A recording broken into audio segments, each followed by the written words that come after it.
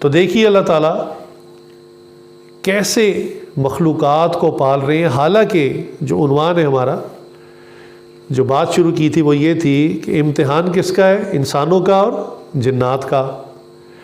ان کو تو رزق دینا ہی ہے اللہ نے، وہ تو اللہ نے پہلے ذمہ داری لے لی. لیکن بات سمجھانے کے لیے کہ جس مخلوق نے مٹی ہو جانا ہے، جس کا شاید کوئی اور مقصد بھی نہیں ہے، اللہ اس کو کتنا رزق دے رہے.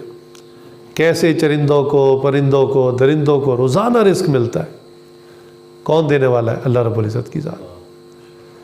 اس کا ایک واقعہ بھی مشہور ہے، کتابوں میں لکھا ہوا، کہ حضرت سلیمان علیہ السلام کو اللہ تعالیٰ نے بڑی زبردست سلطنت، بادشاہت عطا فرمائی. ایسی زبردست سلطنت کہ جنات ان کے تابع، ہوائیں ان کے تابع، جانور ان کے تابع، ان کی بولیاں سمجھتے. ان کی باقاعدہ صبح حاضری ہوتی تھی، اٹینڈنس ہوتی تھی، جیسی آج اسکولوں میں، مدرسوں میں ہوتی ہے. اس کا قصہ قرآن کریم میں ہے. جب ہدہد جو ہے وہ حاضر نہ ہوا تو انہوں نے کہا جی کدھر آئی ہدہد صاحب؟ اور اگر یہ آیا، چونکہ لیٹ آیا ہے، تو لیٹ آنے پر پھر کوئی پراپر ایکسکیوز ہوتی ہے، کوئی عذر پیش کرے، اور اگر عذر پیش نہ کیا تو ہم اس کو ذبح کریں گے. خیر پھر وہ آیا اور اس نے آ کر وہ خبر دی پھر ملکہ بلقیس کی، اور وہ سارا واقعہ قرآن کریم میں موجود ہے. اچھا، سلیمان اسلام کے بارے میں روایات میں لکھا ہے کہ انہوں نے کہا کہ یا اللہ، آپ کی ذات بڑی عظیم ہے، آپ پوری مخلوق کو کھانا کھلاتے ہیں، رزق دیتے ہیں. آپ نے مجھے اتنی زبردست طاقت، حکومت اور ایسے میرے معاونین دیے، آپ مجھے اجازت دیں کہ میں بھی چلو ایک دفعہ آپ کی مخلوق کا اکرام کر سکوں، دعوت کر سکوں. رازق تو آپ ہی ہیں، رزق تو کوئی اور نہیں دے سکتا، آپ ہی کے دیے ہوئے سے تھوڑی سا اکرام کر لوں. تو اللہ نے فرمایا کہ یہ آپ کے بس کی بات نہیں ہے. بہرحال انہوں نے کہا کہ یا اللہ موقع دیجئے. اللہ نے فرمایا ٹھیک ہے، آپ تیاری کریں. تو جب آپ سمجھتے ہیں کہ تیاری ہو گئی تو آپ بتا دیں. تو سلیمان اسلام نے جنات کو حکم دیا بڑے بڑے برتنوں میں کھانا بناؤ.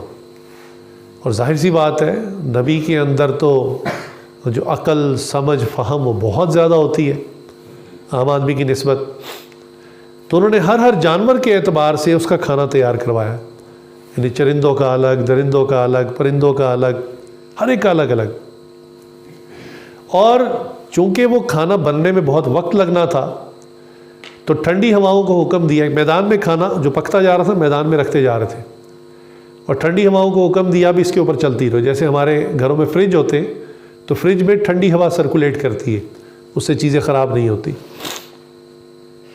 یہ پروسیس چلتا رہا، نہ جانے کتنے عرصے یا واللہ علم کتنے سال لگے.